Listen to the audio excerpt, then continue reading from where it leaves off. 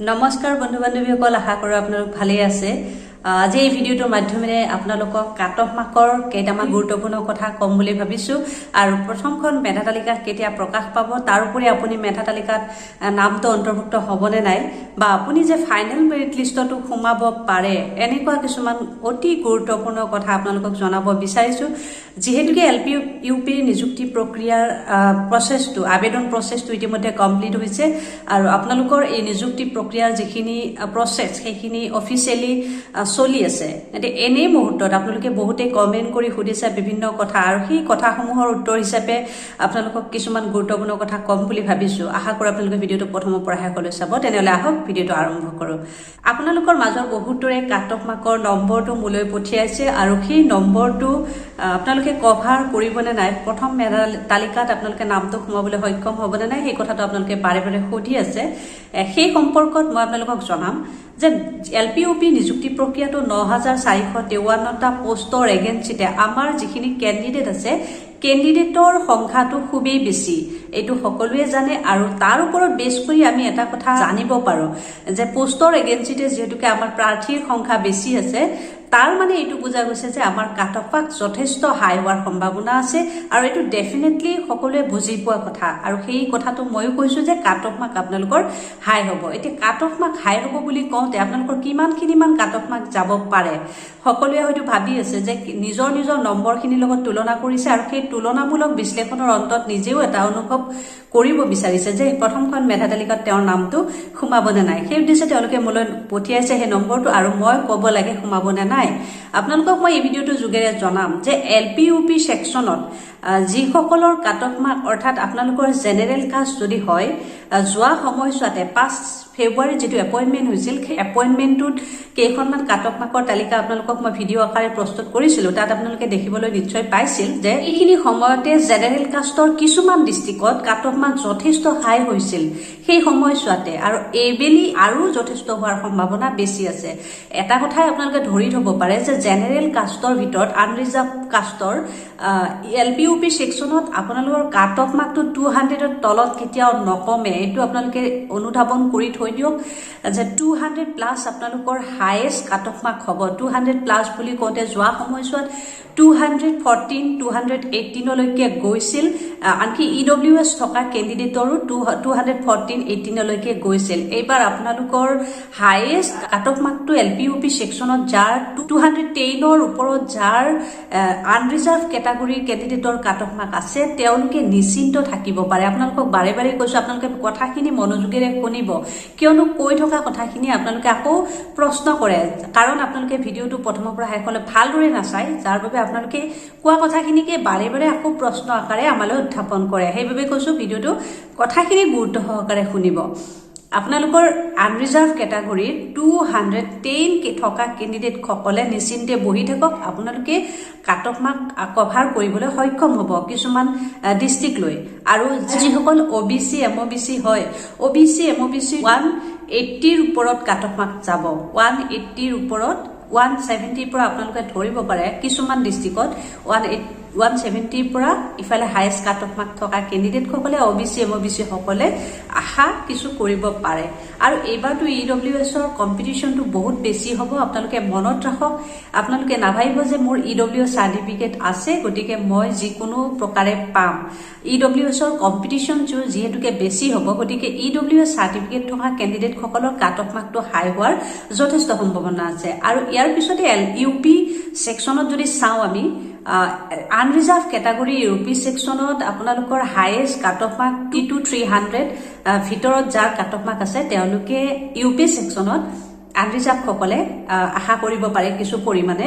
আৰু OBC MOBC কেণ্ডিডেটসকলে UP ছেকশ্যনত আপোনালোকে 230+ ধৰিব পাৰে। আপোনালোকে এইখিনি কাট অফ মাৰ্ক যদি থাকে, আপোনালোকে OBC MOBC সকলে পোৱাৰ নিশ্চয় চান্স এটা। যিসকল OBC MOBC হয়, আৰু ফিজিকেল হেণ্ডিকেপ কেণ্ডিডেটসকলৰ বিষয়ে মই ক'ব বিচাৰিম, তেওঁলোকে আনৰিজাৰ্ভৰ ভিতৰতে সোমায়। ফিজিকেল হেণ্ডিকেপ কেণ্ডিডেটসকলে যদিও আনৰিজাৰ্ভৰ ভিতৰত সোমায়, তেওঁলোকৰ যথেষ্ট হাই কাট অফ মাৰ্ক নহয়।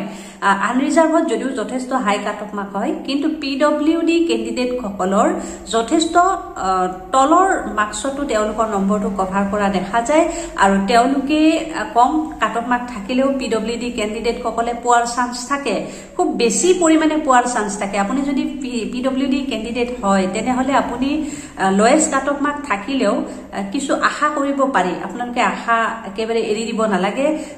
যিকোনো ডিষ্ট্ৰিক্টতে আপোনালোকে লয়েষ্ট কাট অফ মাৰ্কতো পোৱাৰ চান্স বেছি পৰিমাণে থাকে যদিহে আপোনালোকৰ PWD কেণ্ডিডেটৰ সংখ্যাটো তাকৰ হয়। ইয়াৰ পিছত বহুতে সুধি আছে যে প্ৰথমখন মেধা তালিকা কেতিয়া প্ৰকাশ পাব, মই ক'ব লাগে। আপোনালোকক ইয়াৰ আগৰ ভিডিঅ'টো জনাইছিলো যে আপোনালোকৰ যেহেতুকে আবেদন প্ৰচেছটো কমপ্লিট হৈছে, এতিয়া আপোনালোকৰ অনলাইন ভেৰিফিকেশ্যন চলি আছে আৰু অনলাইন ভেৰিফিকেশ্যন যেতিয়া শেষ হ'ব তাৰ পিছতে আপোনালোকৰ যিসকলৰ কিছুমান ডকুমেণ্টছৰ খেলি মেলি থাকিব তেওঁলোকৰ নামবিলাক উইধেল হৈ থাকিব আৰু যেতিয়া সেই উইধেলটো আপোনালোকৰ প্ৰথমখন মেধা তালিকাতে থাকিব। আৰু এতিয়া কথা হৈছে প্ৰথমখন মেধা তালিকা কেতিয়া প্ৰকাশ পাব, এতিয়া সকলোৰে উৎকণ্ঠাত ভুগি আছে এই মেধা তালিকাখনক লৈ। কিন্তু আপোনালোকৰ অনলাইন যিটো ভেৰিফিকেশ্যন সেইটো চলি আছে, তাৰ পিছতে আপোনালোকৰ প্ৰথমখন মেধা তালিকা নিশ্চয়কৈ প্ৰকাশ পাব। ইমান আপোনালোকে উৎকণ্ঠিত হৈ থাকিব নালাগে। ফেব্ৰুৱাৰীৰ শেষৰ ভাগৰ ফালে আপোনালোকে আশা কৰিব পাৰে। ফেব্ৰুৱাৰীৰ শেষৰ ভাগত মানে 28-29 ভিতৰত যদি মেধা তালিকাখন প্ৰকাশ নাপায়, আপোনালোকে মাৰ্চৰ প্ৰথম সপ্তাহত নিশ্চয়কৈ প্ৰথমখন মেধা তালিকা আশা কৰিব পাৰে। এই কেইদিনৰ ভিতৰত আপোনালোকে এই তালিকাখন প্ৰকাশ পাব আৰু এই তালিকাত কিছুমান নাম হয়তো উইধেল হৈ আহিব আৰু উইধেল সকলে চিন্তা কৰিব নালাগে, আপোনালোকক ভেৰিফিকেশ্যন দিব, ফিজিকেল ভেৰিফিকেশ্যন দিব যিসকলৰ নাম উইধেল থাকে।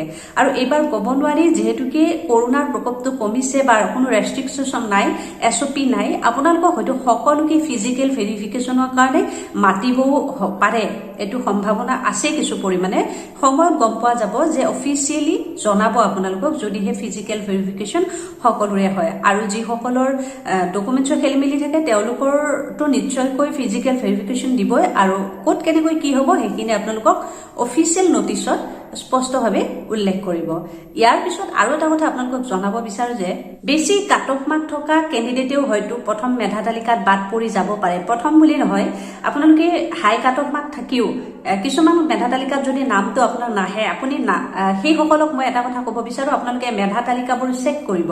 মেৰিট লিষ্টবোৰ চেক কৰাৰ পিছত আপুনি এটা কথাই লক্ষ্য কৰিব যে আপোনাৰ যিটো কাট অফ মাৰ্ক, সেই কাট অফ মাৰ্কৰ তলত কোনোবা কেণ্ডিডেটে সেই তালিকাখনত সোমাবলৈ সক্ষম হৈছে নেকি। যদি সেই তালিকাত সোমাইছে আপোনাক বাদ দি, তেনেহলে আপুনি লগে লগে DEE লগত যোগাযোগ কৰিব লাগিব, গ্ৰিভিয়েন্স বা ইমেইল যোগে জনাব লাগিব, নতুবা আপুনি অফিচিয়েলি কথাটো জনাব লাগিব তেওঁলোকক যে আপুনি হাই কাট অফ মাৰ্ক থকাৰ পিছতো বাদ পৰিছে, কিন্তু আপোনাতকে লয়েষ্ট কাট অফ মাৰ্ক থকা কেণ্ডিডেটে সেই লিষ্টত সোমাবলৈ সক্ষম হৈছে। সেই কথাটো তেওঁলোকক জনোৱাৰ পিছত আপোনালোকৰ ডকুমেণ্টছখিনি পুনৰীক্ষণ কৰিব আৰু সেই কথাখিনিৰ ওপৰত সত্যতা নিৰূপণ কৰি নেক্সট আপোনালোকক লিষ্টত নামটো সোমাবলৈ তেওঁলোকে চেষ্টা কৰিব। গতিকে আপুনি মেধা তালিকাত নোসোমালে বুলি লিষ্টখন চেক নকৰাকৈ নাথাকিব। এইটো কথা আপোনালোকে যেন মনোযোগ দিয়ে, কিয়নো আপুনি মেধা তালিকাত নাম নাহিলে বুলি আপুনি ভাবিব যে মোৰ কাট অফ মাৰ্কে কভাৰ নকৰিলে, কিন্তু সেইটো যদি কৰে আপোনাৰ ভুল হ'ব, কিয়নো আপোনাৰ ভুলবশতঃ সেইটো কাট অফ মাৰ্কত নামটো নোসোমাব পাৰে মেধা তালিকাত। তেতিয়া আপুনি যেতিয়া চেক কৰিব তেতিয়া সেই ভুলখিনি শুধৰণি হৈ আপুনি হয়তো পৰৱৰ্তী মেধা তালিকাত নামটো অন্তৰ্ভুক্ত হ'ব পাৰে। এনেকুৱা উদাহৰণ বহুতো আহিছে যে প্ৰথম কেইখনমান মেধা তালিকাত নাম নথকা কেণ্ডিডেটেও ফাইনেল মেৰিট লিষ্টত নামটো সোমাবলৈ সক্ষম হয়। এইটো এনেই কিছুমান সৰু সুৰা বিসংগতিৰ বাবেই হয়। সেইবাবেই মই আপোনালোকক কাট অফ মাৰ্কৰ তালিকাসমূহ চাবলৈ মই বাৰে বাৰে পাইছো। প্ৰথম, দ্বিতীয়, তৃতীয়, চতুৰ্থ মেধা তালিকাত আপোনাৰ নামটো নাহিলেও কিবা কাৰণত ফাইনেল লিষ্টত আপুনিও সোমাই যাব পাৰে, বা ফাইনেল লিষ্ট মানে ফাইনেল লিষ্টত নামটো সোমোৱা মানে আপুনি হয়তো এপইণ্টমেণ্টটো পাই যাব পাৰে। গতিকে এনেবোৰ কিছুমান সৰু সুৰা কথা আপোনালোকে মনোযোগ দিব, সেইবোৰ চেক কৰিব, কিয়নো .1ৰ কাৰণেও কিছুমান কেণ্ডিডেটে বাদ পৰি যায় বা .1ৰ কাৰণেও আপুনি হয়তো ওপৰলৈ উঠি যাব পাৰে। গতিকে এনে কিছুমান সৰু সুৰা কথা আপোনালোকে মনোযোগ দিব।